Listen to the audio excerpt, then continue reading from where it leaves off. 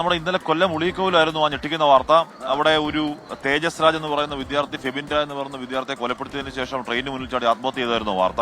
SK ആ സംഭവത്തിന് ചുരുളഴിയുന്നുണ്ട്. എന്ന് പറഞ്ഞാൽ ഈ ഫെബിൻ ജോർജിന്റെ സഹോദരി തേജസ് രാജുമായി പ്രണയത്തിലായിരുന്നു. അപ്പോൾ അത് വിവാഹം എന്തോ ആലോചിച്ചിരുന്നു. അപ്പോൾ അതിൽ നിന്ന് ആ പെൺകുട്ടി പിന്മാറി. അപ്പോൾ അതിന്റെ പക തീർക്കാൻ കയറി കുത്തിക്കൊന്നതിന് ശേഷം പോയി ആത്മഹത്യ ചെയ്തു എന്നാണ് പറയുന്നത്. ബ്രദറിനെ കൊന്നു.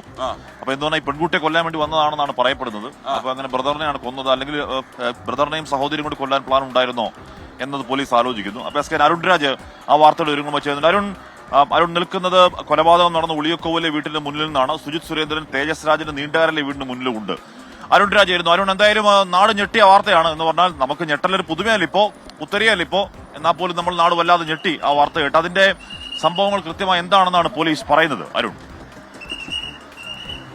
കഴിഞ്ഞ കുറച്ചധികം മാസങ്ങളായി തേജസ് രാജ് ഈ വീട്ടിലേക്ക് എത്തിച്ചേർന്നുകൊണ്ട് ഈ വീട്ടിൽ വെച്ച് നിരവധി തവണ ഈ പെൺകുട്ടിയുമായുള്ള വിവാഹബന്ധം ഉറപ്പിക്കണമെന്ന ആവശ്യം മുന്നോട്ട് വെച്ചു. പക്ഷേ ഈ യുവതി ആ വിവാഹബന്ധത്തിൽ തനിക്ക് താല്പര്യമില്ല, ഇതിന് താൻ പിൻവാങ്ങുന്നു എന്നതായിരുന്നു ഈ യുവതിയുടെ മറുപടി. ഇതിന് പിന്നാലെയാണ് ഇതിൽ വൈകാരികമായ ഒരു നിലപാട് ഈ തേജസ് രാജ് സ്വീകരിച്ചു. തേജസ് രാജിനെ നിരവധി തവണ പിതാവ് കൌൺസിലിംഗിനടക്കം കൊണ്ടുപോയെങ്കിലും ഫലം കണ്ടില്ല എന്നുള്ളതാണ് ഈ സംഭവങ്ങൾ സാക്ഷ്യപ്പെടുത്തുന്നത്. ഇന്നലെ വൈകുന്നേരം 6:30 ആദ്യഘട്ടത്തിൽ ഈ വീടിന്റെ വാതിക്കൽ എത്തുന്ന തേജസ് രാജ് ഒരു കറുത്ത പർദ്ദ ധരിച്ച് ഈ വീടിന്റെ മുമ്പിലൂടെ നടന്നു നീങ്ങുന്നു. പിന്നീട് ഈ വീട്ടിൽ ആൾ ഉണ്ട് എന്ന് ഉറപ്പിച്ച ശേഷമാണ് 7 മണിയോടെ ഈ വീട്ടിലേക്ക് എത്തുന്നത്. തുടർന്ന് ഈ വീട്ടിന്റെ കോളിംഗ് ബെൽ അടിക്കുന്നു. ഇറങ്ങി വന്ന ഈ ഫെബിനെ ആദ്യം കുത്തുന്നു. ഇത് കണ്ട് തടയാൻ ശ്രമിച്ച ഗോമസിനെയാണ് പിന്നീട് ഈ തേജസ് രാജ് കുത്തുന്നത്. ആ കുത്തിലാണ് ആഴത്തിൽ മുറിവേറ്റ ഈ ഫെബിൻ മരണം സംഭവിക്കുകയായിരുന്നു. ഇവിടെ നിന്ന് ഈ വീട്ടിൽ നിന്ന് പുറത്തേക്ക് ഇറങ്ങി ഏകദേശം ഒരു 50 മീറ്റർ അപ്പുറത്ത് വെച്ചാണ് ഈ ഫെബിൻ വീഴുന്നത്. അവിടെ ആ ദൃശ്യങ്ങൾ, ഇന്നലെ CCTV ദൃശ്യങ്ങളടക്കം പുറത്തു വന്നതാണ്. ഈ ഇന്നലെ നടന്ന സംഭവത്തെ കുറിച്ച് എന്താണ്? ഇന്നലെ ഞാൻ കടയിലോട്ട് പോകാനായിട്ട് ഇങ്ങോട്ട് വന്നപ്പോഴത്തേന് ഓട്ടോയ്ക്കകത്ത് പയ്യനെ കൊണ്ടുവന്നത്. അന്നേരം 10-20 പേരെ ഉള്ളായിരുന്നു. അപ്പൊ അതിന് മുമ്പ് ഇതുവഴി ഞാൻ പാസ് ചെയ്ത് പോയപ്പോ ഇവിടുന്ന് ഇല്ലായിരുന്നു. അപ്പൊ ഈ ഉത്സവം നടക്കും. അപ്പൊ ഇവിടെ പാട്ടും ബഹളോ. ഈ സംഭവം നടക്കുമ്പോൾ ചിലപ്പോൾ അവര് നിലവിളിച്ച് കാണുക. അന്നേരം ആരും കേൾക്കാത്തതെന്ന് വെച്ച് കഴിഞ്ഞാൽ ഈ പാട്ട്. ഫെബിനെ അറിയാവോ? അറിയാം. പയ്യനൊന്നും ഇവിടുന്ന് കുഴപ്പമൊന്നുമില്ല, നല്ല പയ്യന. ഇതില് അവര് 10-20 കൊല്ലായതേ ഉള്ളൂ. ഇത് വേറെ ആളെ സ്ഥലത്ത് ഇവര് മേടിച്ചിട്ട് ഒരു 10-20 വർഷമായതേ ഉള്ളൂ. അപ്പം അന്നേരം ഇത് പറഞ്ഞപ്പോ ഇവിടുത്തെ പൈനാന്ന് പറയുമ്പോ നമ്മൾ ഞെട്ടിപ്പോയി. പക്ഷെ ബ്ലഡിനകത്ത് അവിടെ മൊത്തം ഈ ഫെബിന്റെ മരണം അത് നാട്ടുകാരെ സംബന്ധിച്ച് പോലും വലിയ ഒരു വേദന ഉണ്ടാക്കുന്നതാണ്. ഇതിനുശേഷം ഈ കൊലപാതകത്തിന് ശേഷമാണ് ഇവിടെ നിന്ന് ഈ പ്രതി തേജസ് രാജ് കടപ്പാക്കടയിലുള്ള റെയിൽവേ ട്രാക്കിലേക്ക് പോകുന്നത്. അവിടെ വെച്ചാണ് അയാൾ ട്രെയിന് മുമ്പിൽ ചാടി ആത്മഹത്യ ചെയ്യുകയും ചെയ്യുന്നത്. ഇതിൽ മരണം ഉറപ്പിച്ച ശേഷം പ്രതി മരണം ഉറപ്പിച്ച ശേഷമായിരുന്നു ഇവിടെ നിന്ന് കടന്നു കളഞ്ഞത് എന്നുള്ളതാണ് പോലീസ് സംശയിക്കുന്നത്. എന്തായാലും സംഭവത്തിൽ ഇതുമായി ബന്ധപ്പെട്ട ചുരുളുകൾ പൂർണ്ണമായും അഴിഞ്ഞിട്ടുണ്ട്. ശരി അരുൺ, അതിലൊരു പക്ഷേ കുറെ കൂടി വിവരങ്ങൾ ഈ ഘട്ടത്തിൽ നൽകാൻ കഴിയുന്നത് നമ്മുടെ സുജിത് സുരേന്ദ്രനാണ്. സുജിത്ത് ഈ തേജസ് രാജിന്റെ നീണ്ടകരയിലെ വീട്ടിന്റെ മുന്നിൽ നിന്നാണ് ചേരുന്നത്.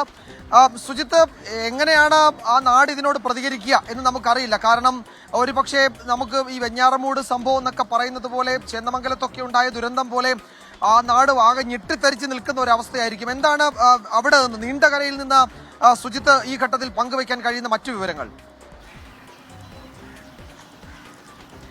വിജയകുമാർ, ഈ നാട് ആകെ ഞെട്ടി തെരിച്ചു നിൽക്കുകയാണ്, നടുങ്ങി ഇരിക്കുന്നു എന്ന് പറയാം. കാരണം ഇപ്പോഴും ഈ ആളുകൾക്ക് ഇത് വിശ്വസിക്കാനാവുന്നില്ല. കാരണം അത്തരത്തിൽ ഒരു കുഴപ്പക്കാരായ ആളുകളായിരുന്നില്ല ഇവർ. പ്രത്യേകിച്ച് തേജസിനെ പറ്റി ഈ നാട്ടിൽ ആർക്കും തന്നെ അങ്ങനെ മോശം അഭിപ്രായമില്ല. വളരെ ആളുകളോടൊക്കെ വളരെ നല്ല രീതിയിൽ തന്നെ ഇടപെടുന്ന ആളായിരുന്നു.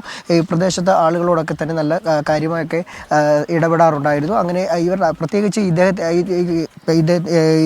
തേജസിന്റെ അച്ഛനെ കുറിച്ച് വളരെ നല്ല അഭിപ്രായമാണ്. അദ്ദേഹം ഒരു പോലീസ് ഉദ്യോഗസ്ഥനാണ്. ഈ നാട്ടുകാരുമൊക്കെ നന്നായിട്ട് ഇടപെടുന്ന ഒരാളായിരുന്നു. പക്ഷേ ഏത് സാഹചര്യത്തിലാണ് ഇങ്ങനെ ഒരു കൊലപാതകത്തിലേക്ക് എത്തിയതെന്ന് ഇവർക്കറിയില്ല. പ്രത്യേകിച്ച് ഇവരുടെ കുടുംബകാര്യങ്ങളിലൊന്നും തന്നെ ഇവർക്ക് വലിയ ഇടപെടലൊന്നുമില്ല. ഇവരിപ്പോൾ പഴയ ഒരു വീടായിരുന്നു ഇവിടെ ഉണ്ടായിരുന്നത്. ആ വീട് പൊളിച്ചാണ് ഇപ്പോൾ ഒരു പുതിയ വീട് വെച്ചത്. ഈ തേജസ് ഈ നാട്ടിൽ ആളുകളോടൊക്കെ വളരെ നല്ല രീതിയിൽ ഇടപെടുകയും അവരുമായിട്ടൊക്കെ പഠന സംബന്ധമായൊക്കെ പോയിരുന്നതാണ്. അതിന് ഇവർ 2 കുട്ടികളാണ്. ഈ തേജസിന്റെ സഹോദരനാണ് ഉണ്ടായിരുന്നത്.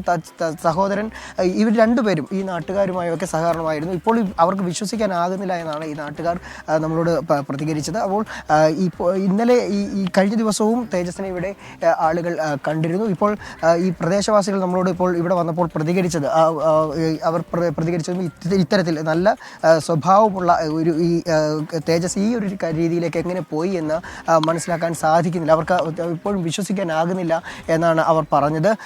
ഇപ്പോൾ ഇദ്ദേഹത്തിൻ്റെ തേജസ്സിൻ്റെ മൃതശരീരമുള്ളത് ശങ്കേഴ്സ് ഇവിടുത്തെ ഒരു സ്വകാര്യ ആശുപത്രിയിലാണ് മൃതദേഹം സൂക്ഷിച്ചിട്ടുള്ളത്. പോസ്റ്റ്മോർട്ടം നടപടിക്ക് ശേഷമാകും വീട്ടിലേക്ക് കൊണ്ടുവരിക. വീട്ടുകാർ ആരും തന്നെ പ്രതികരിക്കാൻ തയ്യാറാകുന്നില്ല. രാവിലെ പഞ്ചായത്ത് മെമ്പർ ഉൾപ്പെടെയുള്ളവർ ഇവിടേക്ക് എത്തിയിരുന്നു, വിവരങ്ങളൊക്കെ തേടി. ഇപ്പോൾ കൂടുതൽ ആളുകൾ ഇവരുടെ ബന്ധുക്കളൊക്കെ തന്നെ വിവരം പറഞ്ഞ് ഇവിടേക്ക് എത്തിക്കൊണ്ടിരിക്കുകയാണ്. ഈ ഒരു രീതിയിലും ഈ നമുക്ക് തേടാം. ഈ എപ്പോഴാണ് സംഭവം അറിഞ്ഞത്? 8 മണിയായി. വിശ്വസിക്കാനാവുന്നുണ്ടോ ഇപ്പോഴും ഇങ്ങനെ ഒരു സംഭവം? കുഴപ്പമില്ല, ഞാനിപ്പം വിശ്വസിക്കുന്നില്ല. ഈ തേജസ്സിനെ പറ്റി എങ്ങനെയാണ്? തേജസ്സിൻ്റെ ഈ കുട്ടിയുടെ സ്വഭാവത്തെ പറ്റി, തേജസ്സിൻ്റെ സ്വഭാവത്തെ പറ്റി ഒന്നുമില്ല, അവൻ എഞ്ചിനീയറിങ് കഴിഞ്ഞ് പാസ്സായിട്ട് നിൽക്കുകയായിരുന്നു. ഈ സഹോദരനാണുള്ളത്? എന്നെ സാധാരണ അവൻ ഇറിഗേഷൻ ഡിപ്പാർട്ട്മെൻറ്റ് ജോലിയാണ്.